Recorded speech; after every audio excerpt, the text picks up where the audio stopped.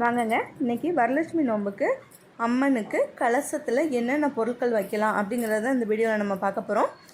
நான் அம்மன் அலங்காரத்துக்கு இன்றைக்கி 2 ஜாக்கெட் எடுத்து அதில் எப்படி அம்மனுக்கு பாவாடை செய்யலான்னு பார்க்கலாம். நான் பண்ணியிருக்க மாதிரி செஞ்சுக்கங்க. ரொம்ப ஈஸியாக செஞ்சிடலாம், பார்க்கவும் ரொம்ப அழகாக இருக்கும். பாருங்கள் எவ்வளோ ஃப்ரில்ஸ் வந்திருக்கு.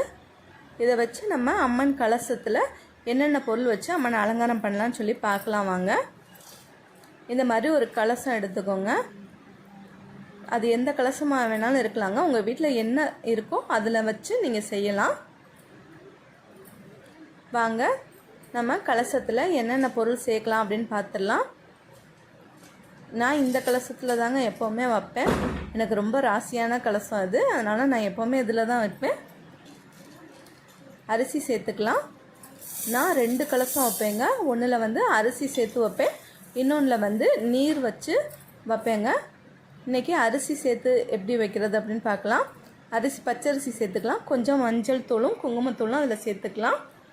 எலுமிச்சம்பழம் சேர்த்துக்கலாம். ஏலக்காய் சேர்த்துக்கலாம். முந்திரி பருப்பு சேர்த்துக்கலாம். கிஸ்மிஸ் பழம் சேர்த்துக்கலாம். பாதாம் சேர்த்துக்கலாம்.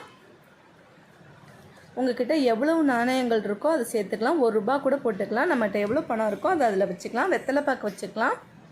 வளையல் வச்சுக்கலாம். 2 அட்சதை அதில் போட்டுக்கலாங்க. மாவில் வச்சு அதில் தேங்காயில் மஞ்சள் குங்குமம் தடவி வைக்கணுங்க. நான் இன்றைக்கி வீடியோக்காக தான் இப்படி பண்ணியிருக்கேன்.